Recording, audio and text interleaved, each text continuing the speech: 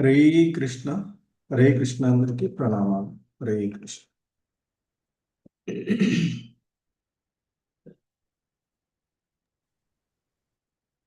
హరే కృష్ణ. ఓం నమో భగవతే వాసుదేవాయ. ఓం నమో భగవతే వాసుదేవాయ. ఓం నమో భగవతే వాసుదేవాయ. ఓం నమో భగవతే వాసుదేవాయ. ఓం నమో భగవతే వాసుదేవాయ. ఓం నమో భగవతే వాసుదేవాయ.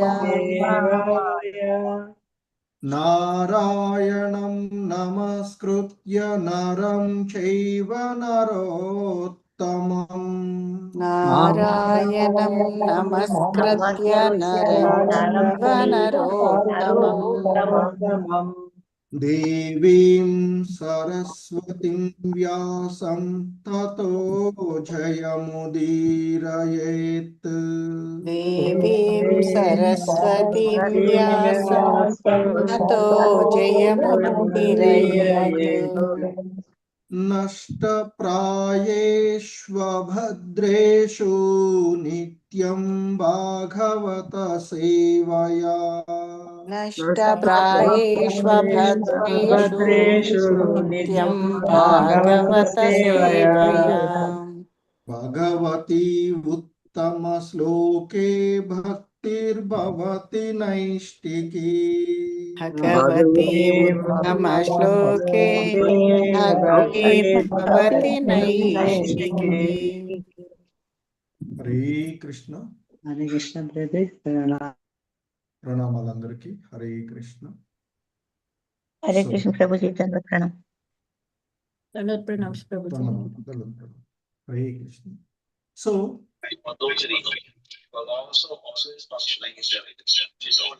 प्रणाम प्रभु जी। हरे कृष्ण।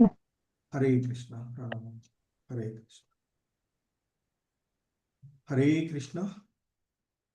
సో ఈరోజు నిత్యం భాగవత సేవయ అనేటువంటి కార్యక్రమానికి అందరికీ కూడా ఇస్కాన్ మంగళూరు శ్రీ శ్రీ రాధా గోవింద ఆలయం తరపున స్వాగతం, సుస్వాగతం. హరే కృష్ణ. సో ఈ ఎవ్రీడే శ్రీమద్ భాగవతము ఇటువంటి క్లాసుల్లో మనము శ్రీమద్ భాగవతంలోని 4వ స్కందము గౌణ సృష్టి, అందులో 7వ అధ్యాయమైనటువంటి దక్షిణిచే యజ్ఞ నిర్వహణము అనేటువంటి అధ్యాయము. ఈ అధ్యాయంలో ఈరోజు 13వ శ్లోకాన్ని ఇస్కాన్ సంస్థాపక ఆచార్యులైనటువంటి శ్రీల ప్రభుపాదుల వారి యొక్క వివరణం ద్వారా ఈ శ్లోకాన్ని అవగాహన చేసుకోవడానికి ప్రయత్నం చేద్దాము. హరే కృష్ణ.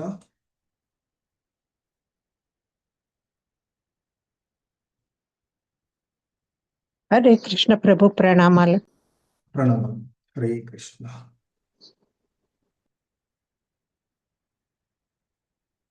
హరే కృష్ణ. శ్రీమద్ భాగవతము 4వ స్కందము 7వ అధ్యాయము 13వ శ్లోకము. హరే కృష్ణ. Please repeat. దక్ష ఉవాచ భూయాననుగ్రహ అహో భవతా కృతో మే. భూయాననుగ్రహ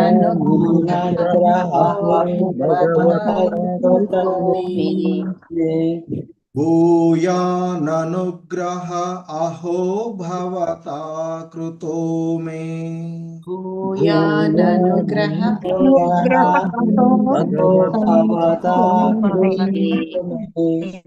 భూయాననుగ్రహ అహో భవతా కృతో మే.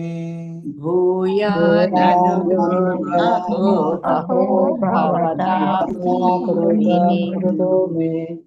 दण्डस्त्वया मयि भृतो यदपि प्रलब्धः दण्डस्त्वया मयि भृतो मया वृतो यदपि प्रलब्धः यद्यपि प्राप्तः दण्डस्त्वया मयि भृतो यदपि प्रलब्धः दण्डस्त्वया मयि भृतो यदपि प्रलब्धः दण्डस्त्वया मयि भृतो यदपि प्रलब्धः दण्डस्त्वया मयि भृतो यदपि प्रलब्धः न ब्रह्मबन्धुषु च वां भगवन्नवग्ना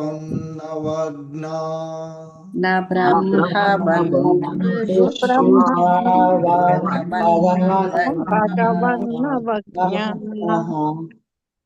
न ब्रह्मबन्धुषु च वां भगवन्नवग्ना न ब्रह्मबन्धुषु च भगवन्नवग्ना न ब्रह्मबन्धुषु च वां भगवन्नवग्ना न ब्रह्मबन्धुषु च भगवन्नवग्ना तुभ्यं हरे च कुतयेव धृतव्रतेषु तुभ्यं द्रुतव्रतेषु तुभ्यं हरे च कुतयेव धृतव्रतेषु तुभ्यं हरे सकुतयेव व्रतेषु तुभ्यं हरे च कुतयेव धृतव्रतेषु तुभ्यं हरे सकुतयेव धृतव्रतेषु हरे कृष्ण दक्ष उवाच दक्ष भूयाननुग्रह अहो भवता कृतो मे दण्डस्त्वया मयि भृतो यदपि प्रलब्धः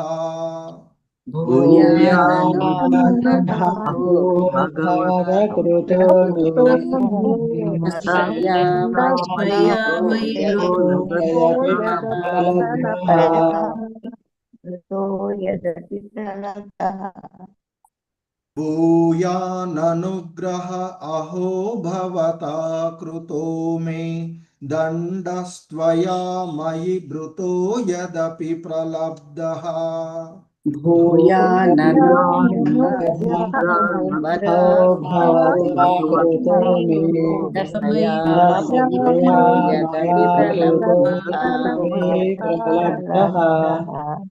न ब्रह्मबन्धुषु च वां भवग्ना तुभ्यं हरे च कुतयेव धृतव्रतेषु न ब्रह्मबन्धुषु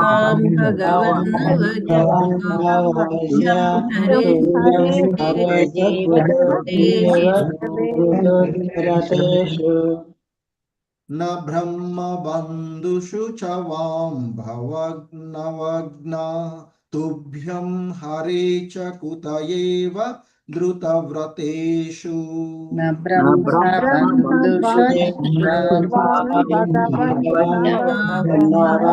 हरे एव धृतव्रतेषु हरे कृष्ण उत्तम श्लोकं చూద్దాము हरे कृष्ण दक्ष उवाच भूयाननुग्रह अहो भवता कृतो मे दण्डस्त्वया मयि भृतो यदपि प्रलब्धः न ब्रह्मबन्धुषु च वां भवन्नवग्ना तुभ्यं हरे च कुत एव धृतव्रते నేను పెట్టుకుంటాను మైక్ పర్వాలేదు. దక్ష దక్ష ఉవాచ ఉవాచ భూయాననుగ్రహో దండస్త్వయామయి ధృతో యదపి ప్రలబ్ధః బ్రహ్మ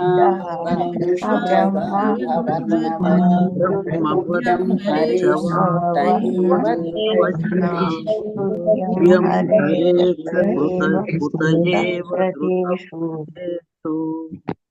హరే కృష్ణ. సో వెంకట నరసింహదాస్ ప్రభు బాల సరస్వతి మాతాజీ చదవండి. హరే కృష్ణ. హరే కృష్ణ.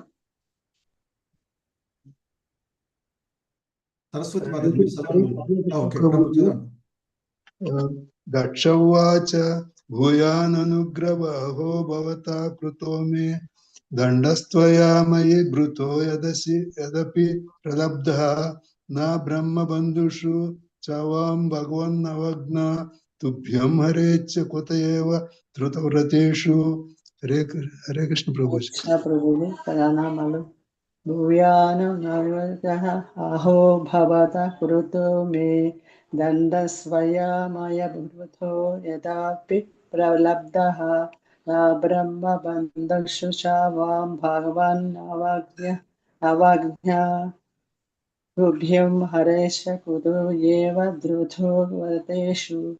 ధన్యవాదాలు ప్రభుజీ. హరే కృష్ణ. వైఎస్ లక్ష్మీ మాతాజీ, బృందా మాతాజీ. హరే కృష్ణ. హరే కృష్ణ ప్రభుజీ, ప్రణామాలు ప్రభుజీ.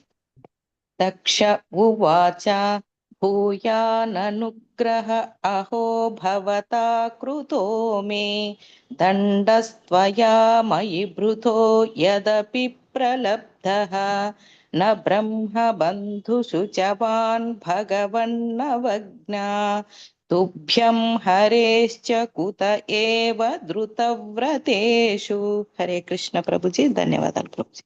హరే కృష్ణ ప్రభు. ధన్యవాదాలు.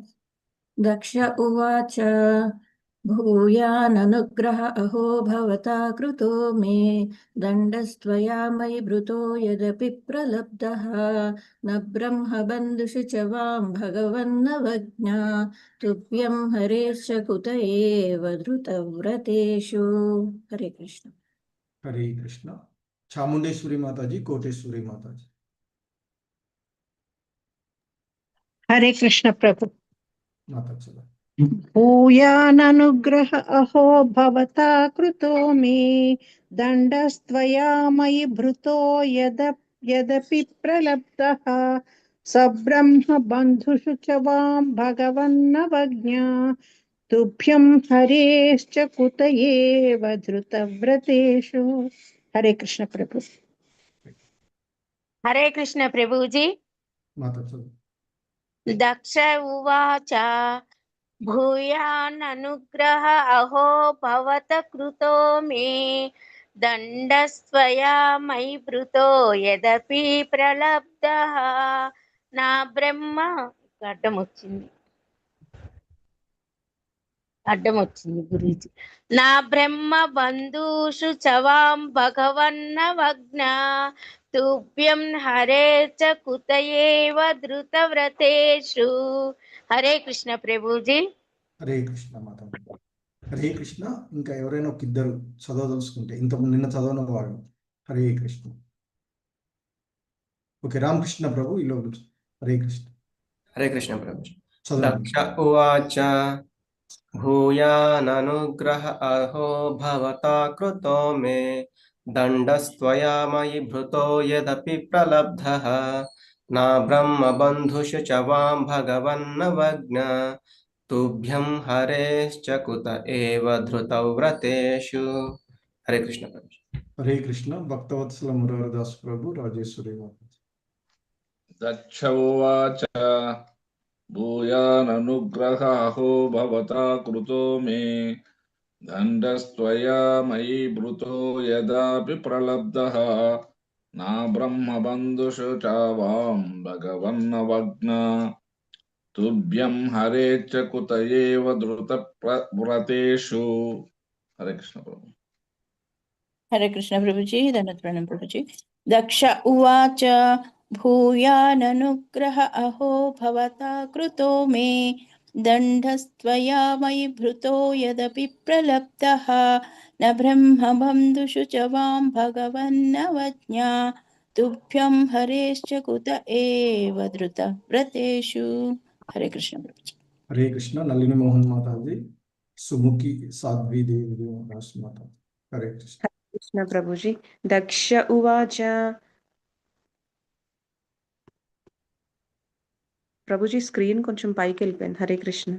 ఒక్క నిమిషం. హరే కృష్ణ. హరే కృష్ణ ప్రభుజీ. దక్ష ఉవాచ భూయాననుగ్రహ అహో భవతా కృతో మే దండస్త్వయా మయి భృతో యదపి ప్రలబ్ధః న బ్రహ్మబంధుషు చ వాం భగవన్నవజ్ఞా తుభ్యం హరేశ్చ కుత ఏవ ధృతవ్రతేషు. హరే కృష్ణ ప్రభుజీ. हरे कृष्ण प्रभुजी। दक्ष उवाच भूयाननुग्रह अहो भवता कृतो मे दण्डस्त्वया मयि भृतो यदपि प्रलब्धः न ब्रह्मबन्धुषु च वां भगवन्नवाज्ञा तुभ्यं हरेश्च कुतु एव धृतव्रतेषु। हरे कृष्ण प्रभुजी। हरे कृष्ण प्रभुजी। प्रणाम। हरे कृष्ण माता जी। हरे कृष्ण। ओके, विशालवत माता जी, श्रीलता माता जी सदा। हरे कृष्ण। हरे कृष्ण प्रभुजी। प्रणाम प्रभुजी। दक्ष हुआ చదవండి మాతాజీ. చదవండి. హరే కృష్ణ మాతాజీ. దక్ష ఉవాచ భూయాననుగ్రహ అహో భవతా కృతో మే దండస్త్వయా మయి భృతో యదపి ప్రలబ్ధః న బ్రహ్మబంధుషు చ వాం భగవన్నవజ్ఞా తుభ్యం హరేశ్చ కుత ఏవ ధృతవ్రతేషు. హరే కృష్ణ ప్రభుజీ. ధన్యవాదాలు.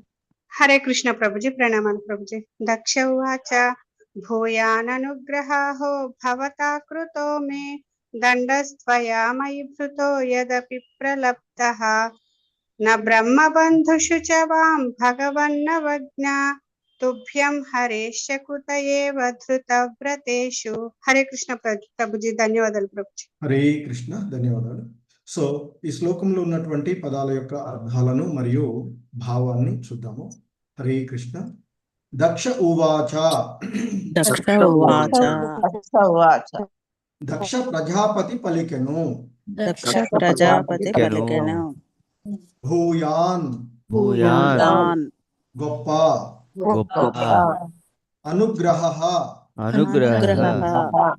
అనుగ్రహమును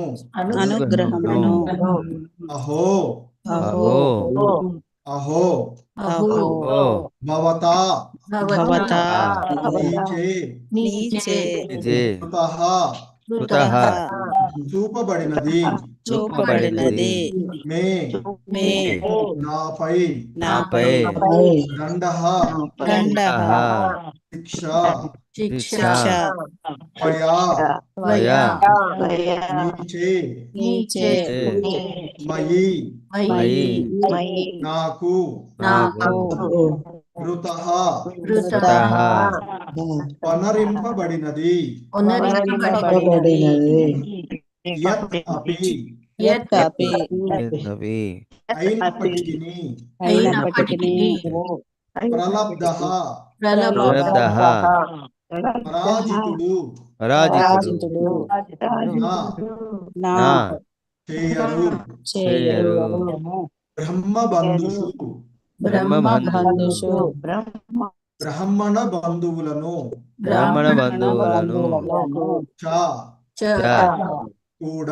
కూడా వాం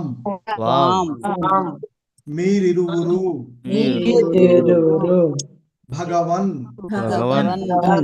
హే ప్రభు అవజ్ఞా ఉపేక్ష నిర్లక్ష్యము మీరు హరే విష్ణు భగవానుని యొక్క విష్ణు భగవాను యొక్క కుతః యచ్చట ఏవా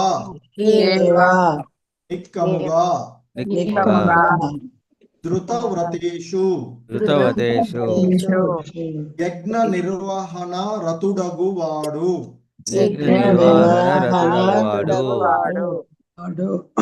కృష్ణ భావము బై శ్రీల ప్రభుపాదుల వారు. శ్రీల ప్రభుపాద్ కి జై. So please repeat. Daksha Prajapati పలికెను. ఓ పరమశివ, నేను నీ ఎడ ఘోర అపరాధమునర్చితిని. అయినను కరుణాంతరంగుడవగు నీవు నన్ను అనుగ్రహివసింతుని చేయక కఠినముగా శిక్షించి అనుగ్రహమును చూపితివి.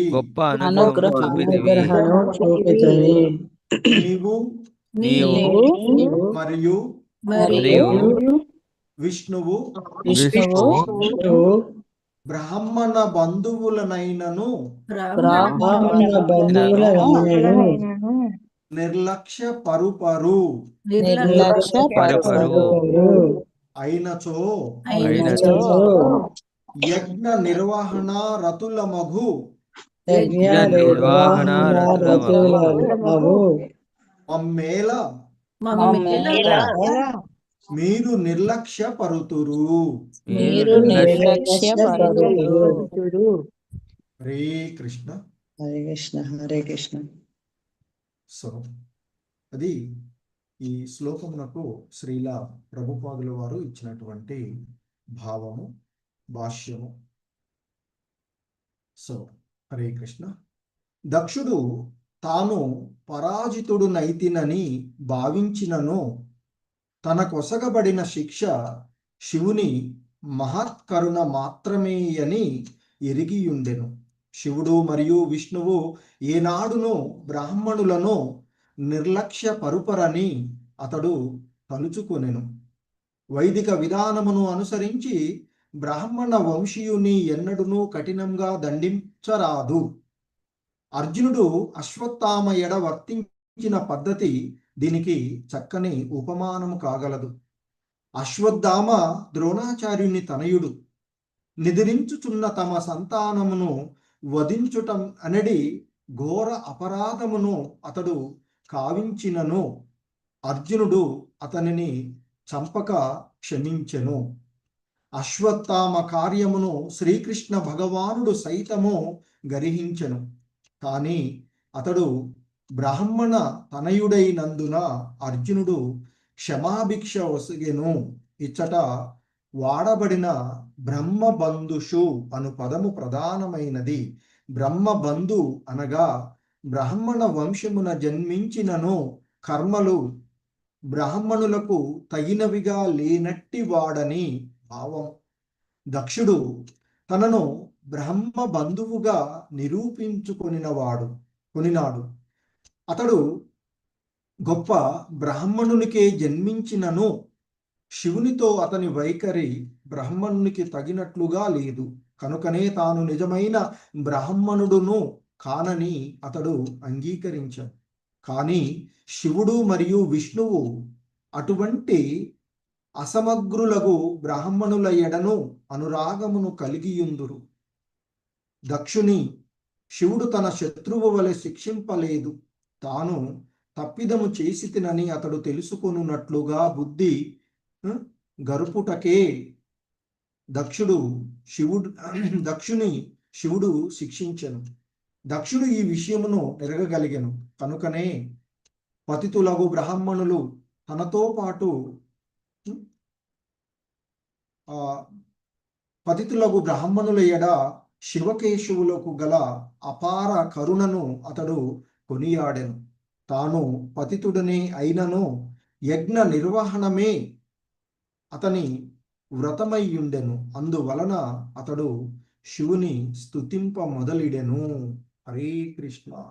జగద్గురు శ్రీల ప్రభుపాద్ కీ జై. సో ఇది శ్రీల ప్రభుపాదుల వారి యొక్క వివరణము ఈ శ్లోకమునకు ఇవ్వబడినటువంటిది. హరే కృష్ణ.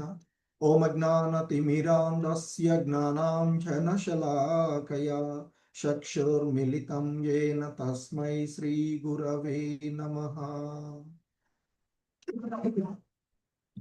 శ్రీచైతన్యమనోభీష్టం స్థాపితం యేన భూతలే స్వయం రూపః కదా మహ్యం దదాతి స్వపదాంతికం. వందేహం శ్రీగురు శ్రీయుతపదకమలం శ్రీగురూన్ వైష్ణవాంశ. శ్రీరూపం సాగ్రజాతం సహగణ రఘునాథాన్వితం తం సజీవం సాద్వైతం సావధూతం పరిజన సహితం కృష్ణ చైతన్య దేవం. శ్రీ రాధా కృష్ణ పాదాన్ సహగణ లలితా శ్రీ విశాఖాన్వితాంశ. నమా ఓం విష్ణుపాదాయ కృష్ణ ప్రేష్టాయ భూతలే శ్రీమతే జయపతాక స్వామినితి నామినే. నమస్తే సారస్వతే దేవే గౌరవాణి ప్రచారిణే నిర్విశేష శూన్యవాది పాశ్చాత్యదేశ తారిణే. నమో మహావదన్యాయ కృష్ణ ప్రేమ ప్రదాయతే కృష్ణాయ కృష్ణ చైతన్య నామ్నే గౌరిత్విషే నమః. హే కృష్ణ కరుణా సింధు దీనబంధు జగత్పతే గోపేశ గోపికా కాంత రాధాకాంత నమోస్తుతే. తప్త కాంచన గౌరాంగీ రాధే వృందావనేశ్వరి వృషభానుసుతే దేవి ప్రణమామి హరిప్రియే. వాంఛాకల్పతరుభ్యశ్చ కృపా సింధుభ్య ఏవ చ పతితానాం పావనేభ్యో వైష్ణవేభ్యో నమో నమః. జయ శ్రీ కృష్ణ చైతన్య ప్రభు నిత్యానంద శ్రీ అద్వైత గదాధర శ్రీవాసాది గౌర భక్త బృంద. హరే కృష్ణ కృష్ణ కృష్ణ హరే హరే హరే రామ రామ రామ హరే హరే. హరే కృష్ణ. సో మనం ఈ శ్రీమద్ భాగవతము 4వ స్కందమైనటువంటి గౌణ సృష్టి, అందులో 7వ అధ్యాయమైనటువంటి దక్షుడి చేత యజ్ఞము నిర్వహింపబడుట అన్నది మనము చూస్తూ ఉన్నటువంటిది. సో ఈ క్రమంలో దక్షుడు శివుడి చేత శిక్షింపబడి అక్కడ ఉన్నటువంటి వాళ్ళందరూ కూడా శిక్షింపబడినటువంటి వారే. ఎందుకంటే వాళ్ళు చేస్తూ ఉన్నటువంటి అపరాధానికి శిక్షగా పిల్లల్ని తల్లిదండ్రులు శిక్షించినట్లుగా శివుడు వారిని శిక్షించడము. తదుపరి వాళ్ళంతా బ్రహ్మదేవుడి దగ్గరికి వెళ్ళడము. బ్రహ్మదేవుడు వాళ్ళందరితో కూడి శివుని దగ్గరికి రావడము, కైలాస పర్వతం దగ్గరికి.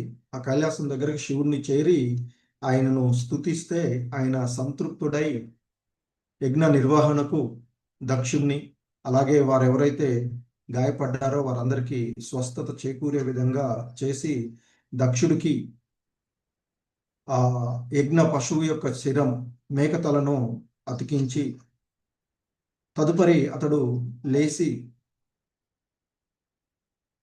తాను పూర్వము ఉన్నటువంటి పరిస్థితుల నుండి ఆ శిక్ష ద్వారా అతడు ఉద్ధరించబడి తదుపరి తాను చేసినటువంటి తప్పులను తెలుసుకుని అతడు లేచి శివుడిని చూడగానే ఆయన్ను స్తుతింపబోరినప్పటికీ కూడా ఆయన యొక్క హృదయంలో తన కుమార్తె అయినటువంటి సతీదేవి మరణం గుర్తురాగా కళ్ళ నిండా నీళ్లు, గొంతు శోకంతో పూడుకొని పోయి ఏమీ మాట్లాడకుండా ఉన్నటువంటి పరిస్థితి. అయినా కూడా అతడు తన యొక్క స్మృతిని తిరిగి పొంది గొప్ప ప్రయత్నంతో మనసును శాంతపరుచుకొని ఉద్వేగమును నిగ్రహించుకొని ప్రేమయుత భావంతో శివుణ్ణి స్తుతిస్తూ ఉన్నటువంటి అంశాన్ని మనము ఈరోజు ఈ శ్లోకంలో చూస్తూ ఉన్నటువంటిది. సో దక్షుడు ప్రేమతోనూ మనసు నిగ్రహించుకొని గొప్ప ప్రయత్నంతో ఆయనని స్తుతిస్తూ ఉన్నటువంటి ఈ శ్లోకము ఈ విధంగా చెప్పబడుతూ ఉన్నటువంటి. దక్ష ఉవాచ భూయాననుగ్రహ అహో భవతా కృతో మే దండస్త్వయా మయి భృతో యదపి ప్రలబ్ధః న బ్రహ్మ బంధుష చావం భగవన్నవగ్న తుభ్యం హరే చ కుతయేవ ధృతవ్రతేషు. దక్ష ప్రజాపతి అంటూ ఉన్నాడు, భూయాననుగ్రహ అహో భవతా కృతో మే. మే అంటే నాపై ఆ శివుణ్ణి చెప్తున్నాడు, నా మీద మీరు గొప్ప భూయాన్ అనుగ్రహ, గొప్ప అనుగ్రహంతో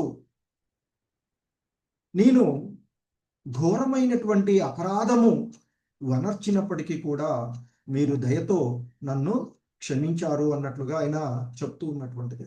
సో ఆయన అంటున్నాడు, ఓ పరమశివ, నేను నీ ఎడ ఘోరమైనటువంటి అపరాధమును చేసి తిని, మరి అయినప్పటికీ యద్ అపి ప్రలబ్ధః, సో మరి అటువంటి పరాజితుడను అయినటువంటి నీ ఎడ ఘోరమైనటువంటి అపరాధము మొనర్చినటువంటి వాడను అయిన నన్ను కరుణాంతరంగుడు అయినటువంటి నీవు నన్ను అనుగ్రహింప చేయడానికి కఠినంగా నా ఎడ అనుగ్రహం చూపేయడానికే నీవు నన్ను శిక్షించితివి. సో ఎందుకంటే నీవు మరియు విష్ణువులు నా బ్రహ్మ బంధుష చాం భగవన్నవగ్న తుభ్యం హరేచ్ఛ. సో హరి మరియు నీవు మరి బ్రాహ్మణ బంధువులనైనను నిర్లక్ష్యపరచరు, తప్పులు చేస్తే వారిని సరిదిద్దేటువంటి వారు. మరి అలాంటప్పుడు మరి యజ్ఞ నిర్వహణ చేస్తూ ఉన్నటువంటి నాలాంటి వారిని మీరు ఎలా నిర్లక్ష్యపరుస్తారు? సో కనుకనే మీరు తగిన విధంగా నన్ను శిక్షించి మందలించారు అంటూ శివుడిని ఆయన తన యొక్క అపరాధాన్ని తెలుసుకొని పశ్చాత్తాపంతో మరి దయగలిగినటువంటి నీవు నన్ను అనుగ్రహించి శిక్షించడం ద్వారా నాలో ఉన్నటువంటి అజ్ఞానాన్ని తొలగించినావు. సో మరి నీవు విష్ణువు హరి మరియు నీవు ఆ విధంగానే మరి బ్రాహ్మణులైనటువంటి అంటే మార్గదర్శకులను చేయడానికి నిర్లక్ష్యపరచరు కదా మీరు. అటువంటి మరి యజ్ఞ నిర్వహణనే చేస్తూ ఉన్నటువంటి మాలాంటి వాళ్ళ యొక్క అపరాధాలను మీరు ఎలా నిర్లక్ష్యపరుస్తారు? సో అందుకే మాకు తగినటువంటి విధంగా మీ ఎడ శిక్ష జరుగుతూ ఉంది అని చెప్తున్నారు. సో అందుకే ఇక్కడ సాక్షాత్తు శ్రీకృష్ణ భగవానుల వారు భగవద్గీతలో చెప్పినట్లు, ఎప్పుడెప్పుడు ధర్మానికి హాని కలుగుతుందో ఆయా సమయాలలో నేను వస్తాను. అంటే ఇక్కడ భగవంతుడు ఎప్పుడు కూడా అధర్మ ప్రవర్తనలను సహించరు అనేటువంటిది మనం చూస్తూ ఉన్నారు. అదే సమయంలో మరి వారి యొక్క సాధువులను రక్షణ కూడా వారి యొక్క బాధ్యత.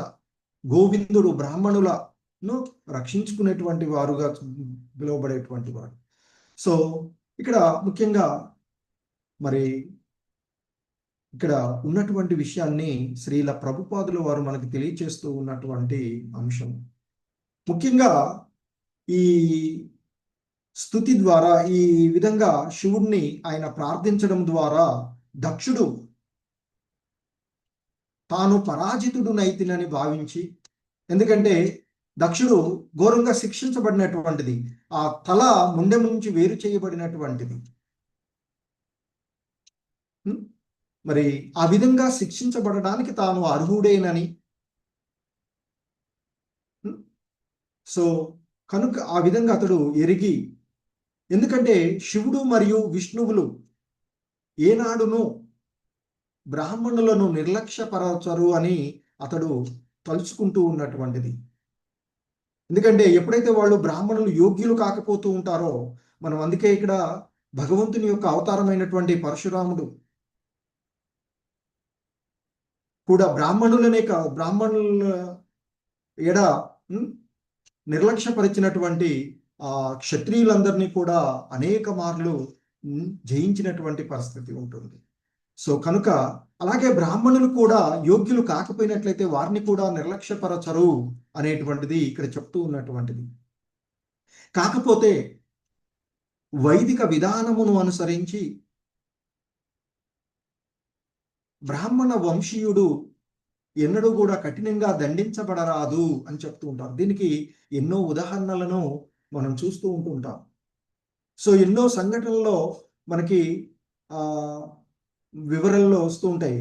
రాజులు కూడా ఏదైనా అవమానం జరిగినప్పుడు, ఎవరికైనా ఏదైనా జరుగుతూ ఉన్నటువంటి పరిస్థితులలో వారు చెప్తూ ఉంటారు, ఎవరు మిమ్మల్ని అవమానపరిచినటువంటి వాడు బ్రాహ్మణుడు కాకపోతే అతన్ని నేను దండించి వేస్తాను అంటూ కూడా చెప్పేటువంటి సంఘటనలను మనం ఎన్నో చూస్తూ ఉంటుంటాం.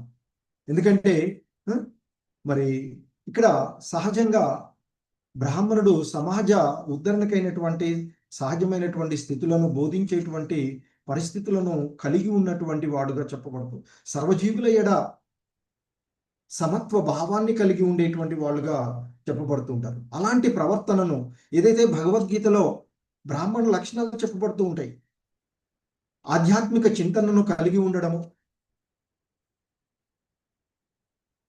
భగవంతుని ఎడ ప్రేమతోనూ పరిశుద్ధంగా ఉండడం అనేటువంటిది బ్రాహ్మణుల యొక్క లక్షణాలుగా ఉంటూ ఉంటాయి. అలాంటి సాత్వికమైనటువంటి గుణంలో ఉండేటువంటి ప్రవర్తన అతడు ప్రదర్శించకపోయినట్లయితే మరి భగవంతుడు ఎప్పుడు కూడా సహించడు, వారి ఏడ కూడా సహించడు. కాకపోతే వారిని కఠినంగా దండించరాదు అని చెప్పబడుతుంది. వారు ఎందుకంటే సాత్వికమైనటువంటి గుణాల్లో కొంతవరకు ఉండేటువంటి వారు కనుక వారికి ఇవ్వబడేటువంటి కొద్దిపాటి శిక్ష అయినా వారు మార్పు చెందే విధంగా వస్తూ ఉంటుంది. వారిలో మార్పు వచ్చే విధంగా వారిని శిక్షించాలి అనేటువంటిది మనకి వైదిక విధానము చెప్పబడుతూ ఉన్నటువంటి. కఠినంగా దండించరాదు అని చెప్తుంటారు. సో దానికి ఇక్కడ మనకి మరి శ్రీల ప్రభుపాదుల వారు మహాభారతంలో జరిగినటువంటి సంఘటనను, అశ్వత్థాముడు తన రాజు అయినటువంటి తను ఎవరైతే ఆశ్రయించాడో ఆయన దుర్యోధనుని సంతృప్తి పరచడానికి పాండవ వంశం అంకురాలు ఏవి కూడా ఉండకుండా చేస్తాను, అందరినీ సంహరిస్తాను అని చెప్పేసి చేసినటువంటి వాడు. మరి వాస్తవానికి అశ్వత్థామ ద్రోణాచార్యుడి యొక్క పుత్రుడు, ఒక బ్రాహ్మణుడు. ఎందుకంటే ద్రోణాచార్యుడు గొప్ప ద్విజుడుగా బ్రాహ్మణుడుగా కీర్తించబడేటువంటి వాడు. ఎందుకంటే ధృతరాష్ట్రుడు తనని సంహరించడానికి వరం ద్వారా దృష్టద్యుమ్నుడు అనేటువంటి పుత్రుణ్ణి పొందితే, ఆ దృష్టద్యుమ్నుడు తనను చంపడానికి పుట్టినవాడని తెలిసి ఆయన దగ్గరకు విద్యలు నేర్చుకోవడానికి వస్తే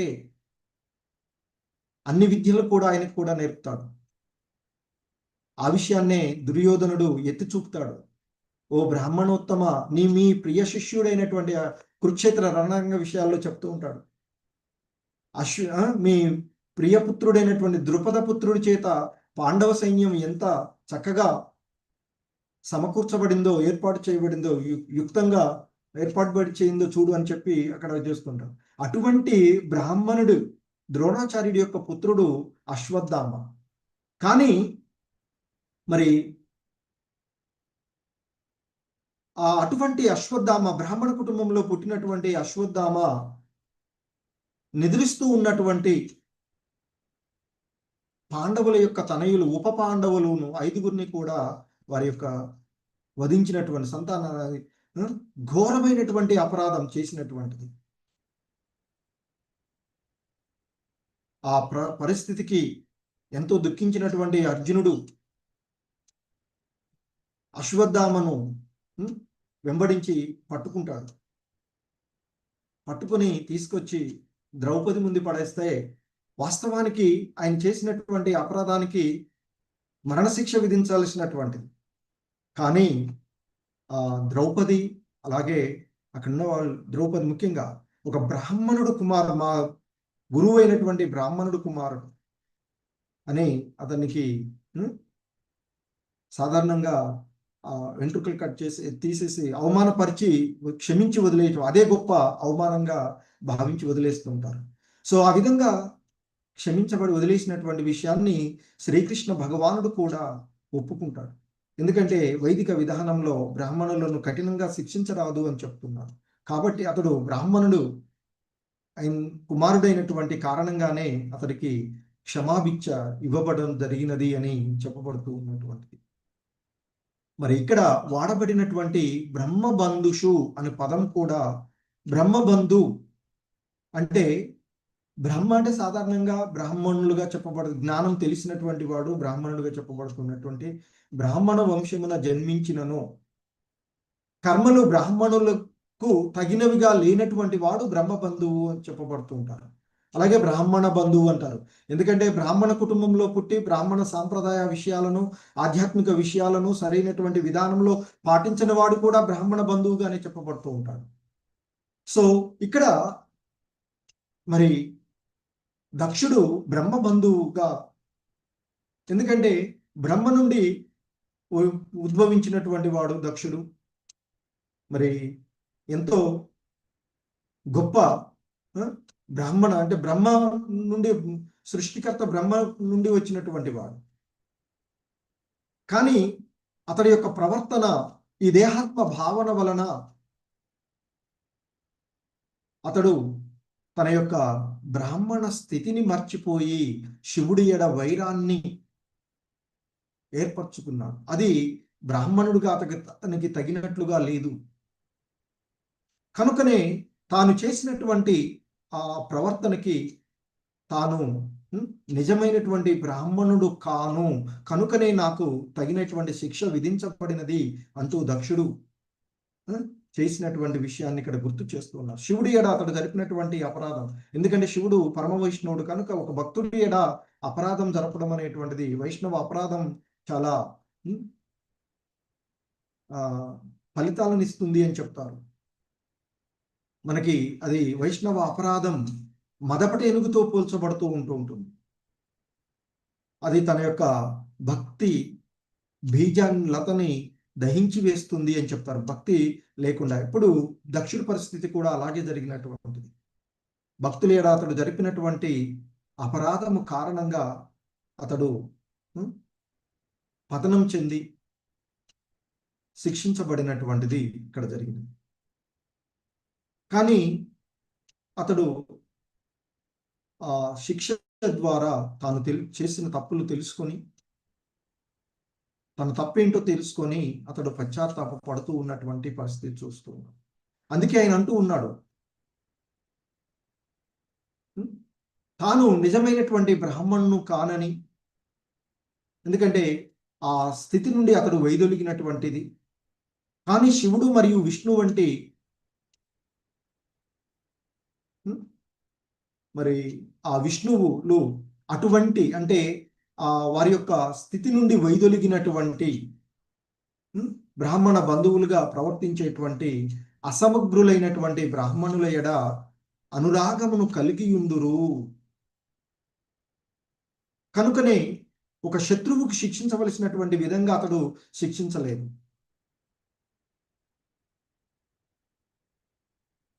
అతనికి విధించబడిన శిక్ష తన తప్పును తెలుసుకునే విధంగా ఉన్నటువంటిది. అంటే కుటుంబంలో పిల్లల్ని సక్రమమైనటువంటి మార్గంలో లేకపోతే ఎలా అయితే శిక్షించబడుతుందో అలాగే శిక్షించబడినట్టుగా ఇక్కడ చెప్పబడుతుంది. సో శివుడు దక్షుణ్ణి కఠినంగా శిక్షించలేదు. తాను తప్పిదం చేశాను అని తెలుసుకునే విధంగా తిరిగి తన యొక్క స్మృతిని పొందే విధంగా బుద్ధిని పొందడానికి దక్షుడిని ఆ విధంగా శివుడు శిక్షించాడు అని చెప్తున్నారు. సో దక్షుడు ఆ విషయాన్ని తెలుసుకోగలిగాడు కనుకనే పశ్చాత్తాపంతో అతన్ని కీర్తిస్తూ ఉన్నాడు. సో కనుకనే ఆయన అంటూ ఉన్నాడు, పతితులైనటువంటి బ్రాహ్మణుల ఎడ శివుడు మరియు విష్ణువులు అపారమైనటువంటి కరుణను కలిగి ఉంటారు అని ఆయన ఇక్కడ కొనియాడుతూ ఉన్నటువంటి విషయం. మరి వాస్తవానికి దక్షుడు తన యొక్క స్థితి నుండి దిగజారిపోయినటువంటి పరిస్థితి, పతితుడు అయినటువంటిది అయినప్పటికీ అతని యొక్క యజ్ఞ నిర్వహణ అతని యొక్క ధర్మము అయినటువంటిది కనుక ఆ యజ్ఞాన్ని తిరిగి అతడు నిర్వర్తించడానికి ఆ విధంగా బ్రహ్మ విష్ణులను అతడు స్తుతింప మొదలైనటువంటి విషయాన్ని మనము ఇక్కడ చూస్తూ ఉన్నటువంటిది. హరే కృష్ణ. సో ఇంకా ఆయన కీర్తించేటువంటి విషయాన్ని మరొక శ్లోకంలో రేపటి క్లాసులో చూద్దాం. హరే కృష్ణ. జగద్గురు శ్రీల ప్రభుపాద్ కీ జై.